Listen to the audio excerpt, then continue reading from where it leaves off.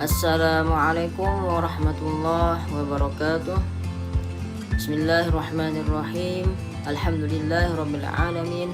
Wassalatu wassalamu ala Rasulillah wa ala alihi wa sahbihi wa mawalah, amma ba'du. Kaifa halukum jami'an ya ayyuhal ikhwah. Saya harap kalian semua dalam keadaan sehat walafiat.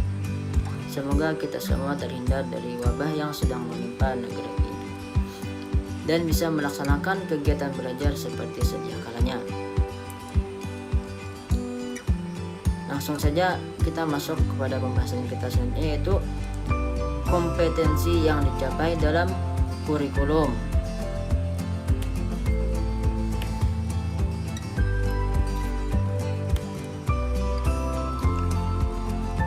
Yang pertama, pengertian kompetensi. Secara umum, kompetensi dapat didefinisikan sebagai sekumpulan pengetahuan, keterampilan, sikap, dan nilai sebagai kinerja yang berpengaruh terhadap peran dan perbuatan, prestasi, serta pekerjaan seseorang. Dasar pemikiran untuk menggunakan konsep kompetensi dalam kurikulum ada beberapa. Yang pertama ialah kompetensi berkenaan dengan kemampuan siswa melakukan sesuatu dalam berbagai konteks. Kompetensi menjelaskan pengalaman belajar yang dilalui siswa untuk menjadi kompeten. Selanjutnya, kompetensi juga merupakan hasil belajar yang menjelaskan hal-hal yang dilakukan siswa setelah melalui proses pembelajaran. Lanjut, kehandalan kemampuan siswa melakukan sesuatu harus didefinisikan secara jelas dan luas dalam suatu standar yang dapat dicapai melalui kinerja yang dapat diukur. Kompetensi juga berorientasi pada hasil dan dampak yang diharapkan muncul pada diri peserta didik melalui serangkaian pengalaman belajar yang bermakna dan keberagaman yang dapat dimanifestasikan sesuai dengan kebutuhannya. Kompetensi merupakan pernyataan apa yang diharapkan dapat diketahui, disikapi, atau dilakukan peserta didik dalam setiap tingkatan kelas dan sekolah, sekaligus menggambarkan kemajuan peserta didik selama mengikuti proses pembelajaran pada periode tertentu.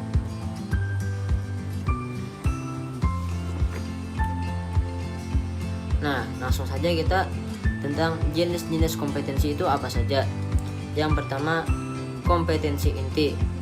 Kompetensi itu adalah merupakan tingkat kemampuan untuk mencapai standar kompetensi lulusan yang harus dimiliki seorang peserta didik pada setiap tingkat kelas atau program yang menjadi landasan pengembangan kompetensi dasar.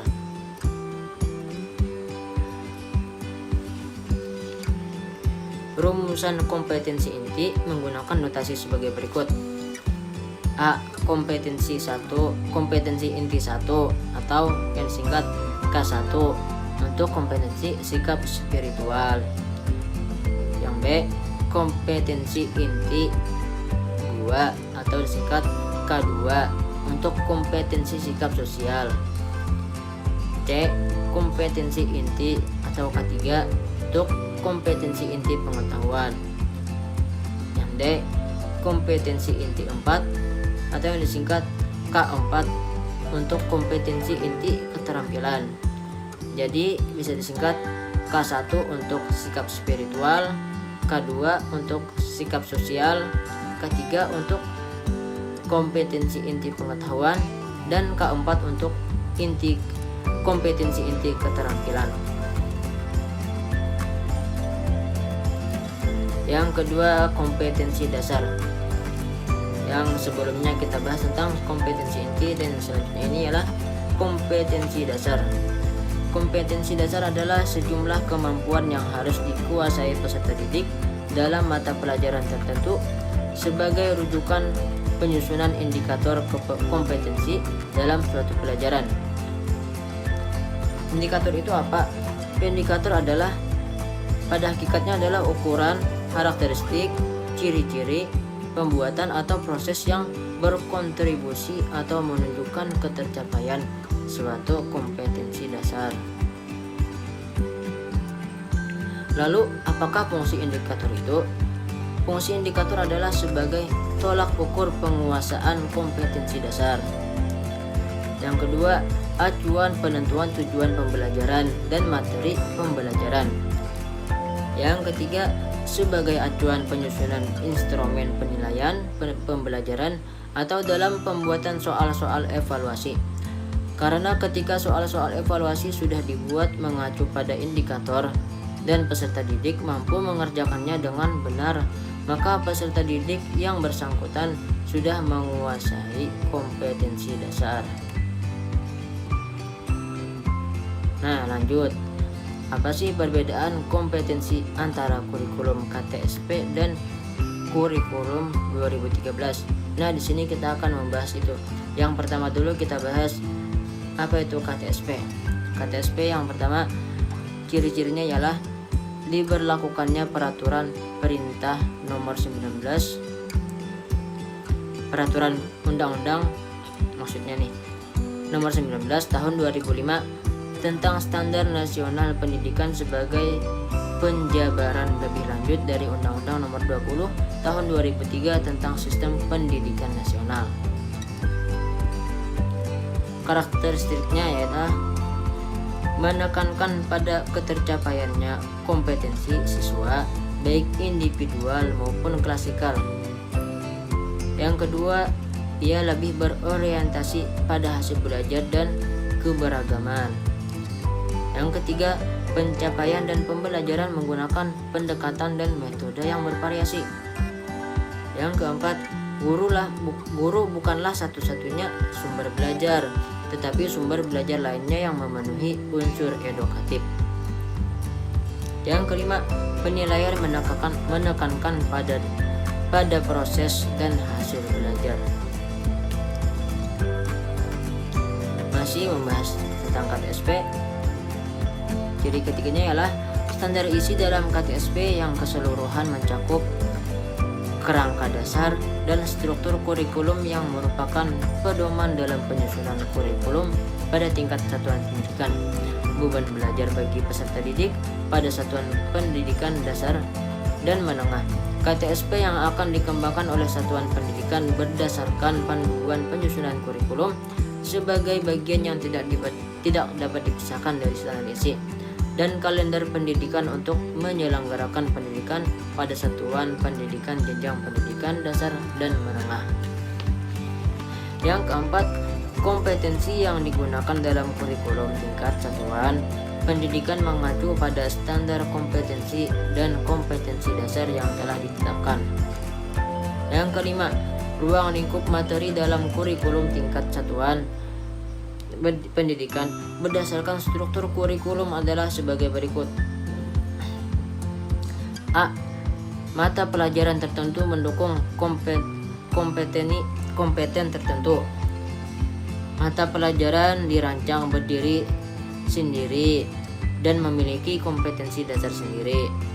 Yang keenam, pada KTSP, aspek kompetensi lulusan lebih menekankan pada aspek pengetahuan saja.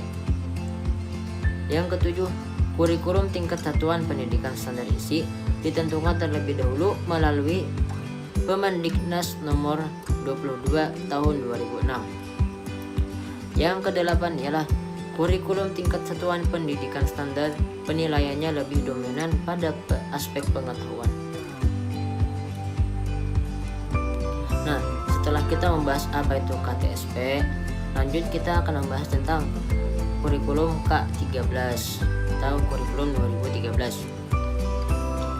Kurikulum 2013 landasan utamanya adalah diberlakukannya peraturan pemerintah nomor 35 tahun 2013 tentang perubahan atas peraturan pemerintah nomor 19 tahun 2005 tentang standar nasional pendidikan nasional.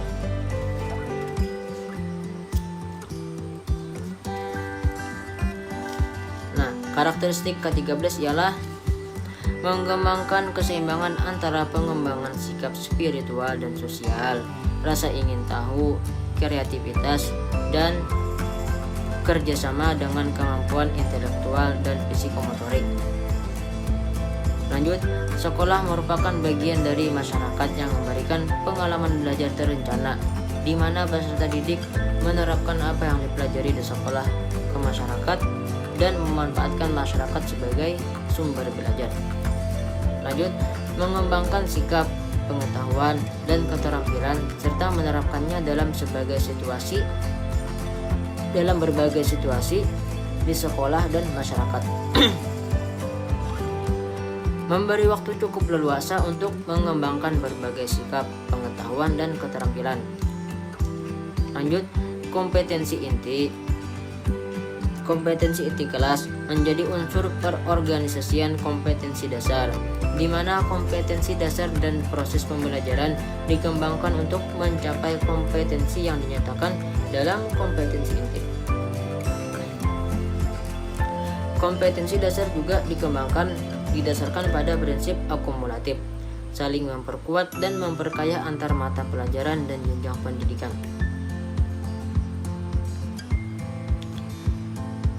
Masih ke-13 ialah yang ketiga karakternya ialah dalam peraturan pemerintah nomor 32 tahun 2013 tentang standar nasional pendidikan. Standar kurikulum 2013 antara lain mencakup kriteria mengenai ruang lingkup materi dan tingkat kompetensi untuk mencapai kompetensi lulusan pada jenjang dan jenis pendidikan tertentu. Yang keempat, dalam kurikulum 2013 kompetensi menggunakan istilah kompetensi inti, yaitu kemampuan untuk mencapai standar kompetensi lulusan yang harus dimiliki peserta didik dan sebagai landasan pengembangan kompetensi dasar. Yang kelima, ruang lingkup materi pada kurikulum 2013 disusun sebagai berikut. Tiap mata pelajaran mendukung semua kompetensi, baik berupa sikap, pengetahuan, maupun keterampilan. Mata pelajaran dirancang terkait satu sama lain dan memiliki kompetensi dasar yang diikat kompetensi inti tiap kelas. Yang keenam, pada kurikulum 2013, aspek kompetensi lulus pada keseimbangan soft skill dan hard skill yang meliputi aspek kompetensi sikap, keterampilan, dan maupun pengetahuan. Yang ketujuh, dalam kurikulum 2013, SKL ditentukan terlebih dahulu melalui Permendikbud nomor 54 tahun 2013. Setelah itu baru ditentukan standar isi yang terbentuk kerangka dasar yang dituangkan dalam Permendikbud nomor 67, nomor 68, 69, dan 70 pada tahun 2013. Dalam arti bahwa standar isi pada kurikulum 2013 ini dibentuk atau disusun setelah menentukan SKL terlebih dahulu. Yang kedelapan, pada kurikulum 2013, standar penilaian menggunakan penilaian autentik, yaitu mengukur semua kompetensi inti, kompetensi sikap maksudnya, keterampilan, dan pengetahuan berdasarkan proses dan hasil. Alhamdulillah, telah kita bahas tentang apa itu kompetensi dasar, kompetensi inti, dan perbedaan antara K13 dan KTSW. Saya harap kalian semua dapat memahami apa yang saya sampaikan. Cukup sekian dari saya. Mohon maaf, terima kasih. Assalamualaikum warahmatullahi wabarakatuh.